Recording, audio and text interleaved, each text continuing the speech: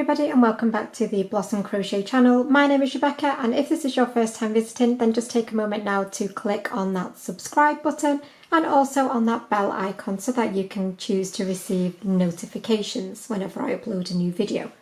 So in case you can't tell, this is what I will be showing you how to make today. So these are probably the easiest pattern / tutorial for fingerless gloves and wrist warmers. It is made up using just one stitch and then you sew it all together at the end. It is really simple. It is suitable for absolute beginners, I would say, as well. So I will show you step by step how to crochet these absolutely gorgeous fingerless gloves or wrist warmers, whatever you like to call them.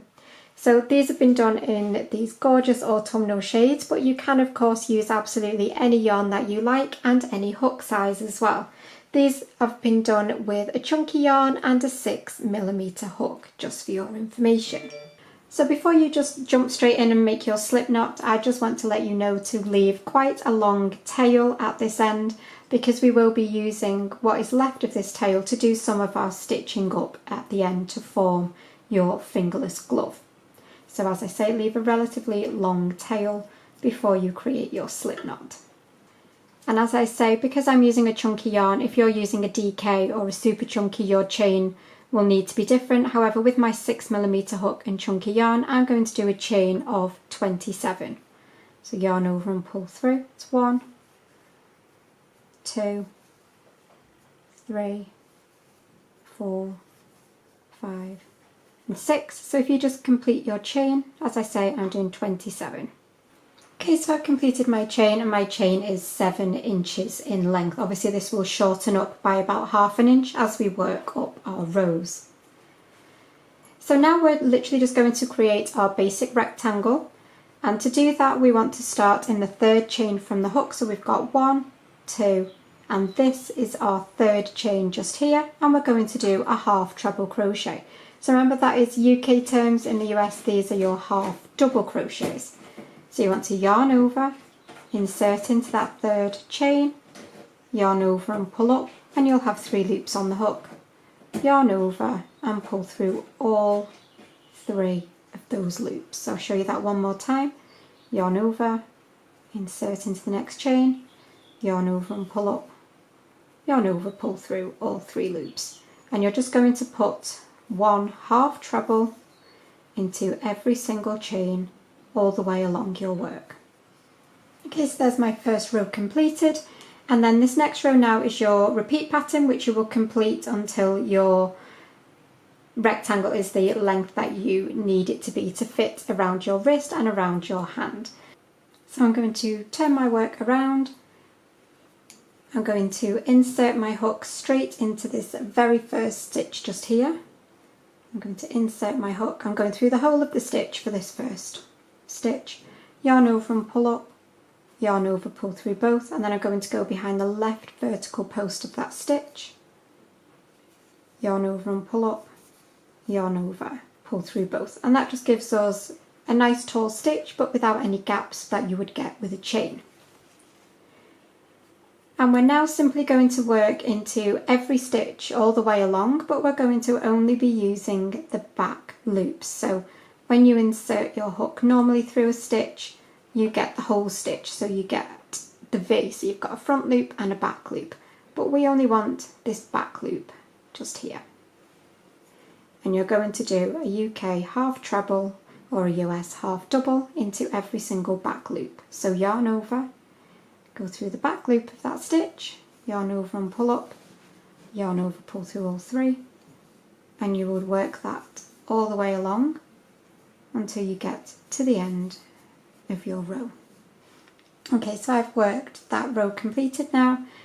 I will just show you one more time how to start your row. So you will turn your work each time, go straight into that first stitch, yarn over and pull up, yarn over, pull through both, and then go behind the left vertical post, yarn over and pull up, yarn over, pull through both, and then you're ready again to start your back loop half trebles.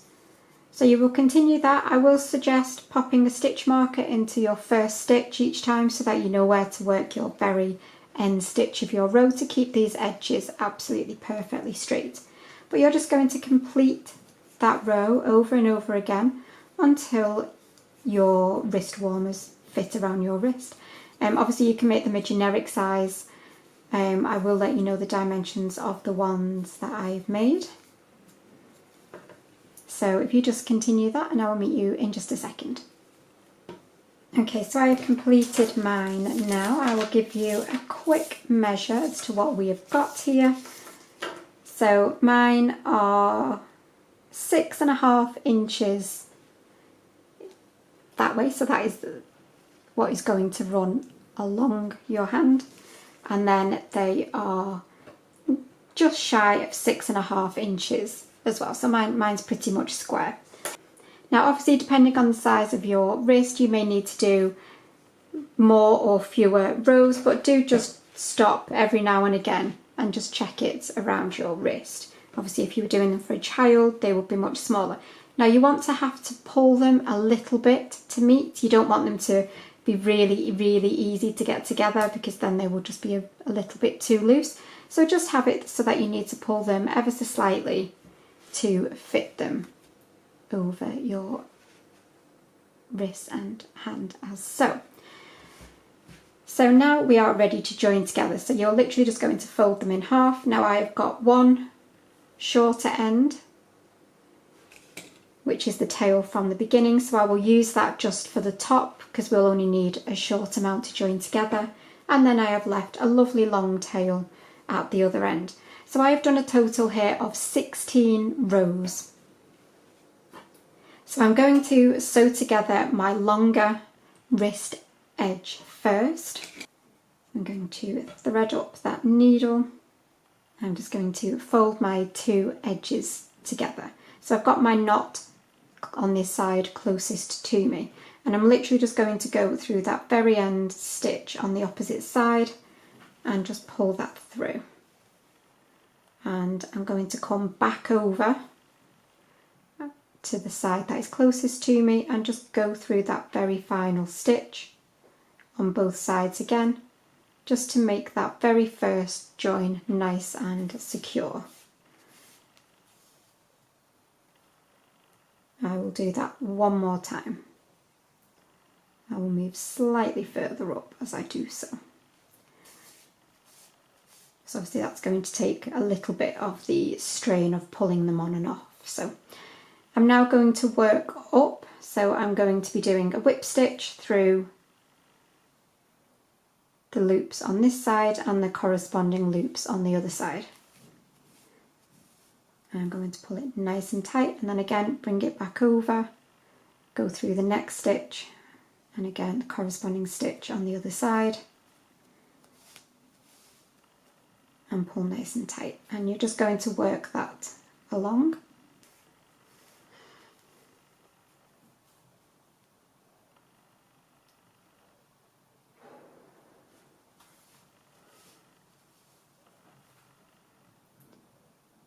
And then you're going to work this until you're about 2.5 inches from the other end. So you just continue with that. Okay, so I've stopped about 2.5 inches from the other end of my work, as you can see, and I've done my final whip stitch. But at this point I'm going to pop another couple of whip stitches on that exact same stitch, because again this is a point that is going to take a little bit of battering when it comes to general wear and tear. So in that final stitch I will just put a few extra whip stitches into there until I feel like it is nice and super secure.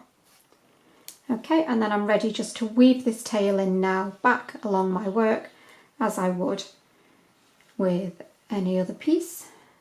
So I'm just going to pop my needle on the inside and pull it out, and I'm just going to turn this inside out for a minute. Because I always like to do my sewing in on the inside of a project if I can.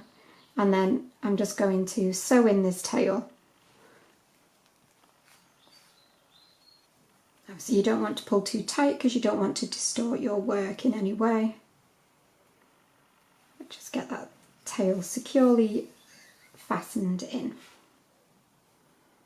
So work it back and forth a few times, and then just snip that off, and I'm going to turn it right way out again.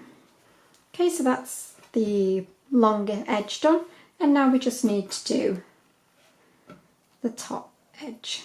So I'll just thread up this needle again, and then in the exact same way with the tail end on the side facing me, I will go through the first stitch on the other side, and then again back across and around, just to get a nice tight join on that first stitch. And then again we're ready to work corresponding stitches on either side, just for about an inch. So obviously you don't want to close up this thumb hole. So I'm literally just going to work that first inch of stitches, and then again I will put a few whip stitches in the very same stitch to make that nice and secure. And then again I will just sew in what's left of this tail. So we've still got our thumb hole here, so now when you slide these on, they look just like this. So nice and secure around that thumb hole, and nice and snug along the wrist. Obviously not tight, but nice and snug, and again around the fingers, the base of the fingers as well. So now you just need to do the exact same on the other one, and then you will have a lovely pair to go with. So I really do hope that you have enjoyed this tutorial, and I really look forward to seeing any finished projects if you tag me on Instagram. I'd love to see what yarn you choose and things like that. But do remember to subscribe and click that bell icon, and join me for another crochet tutorial really soon. But thank you as always for watching, and bye for now.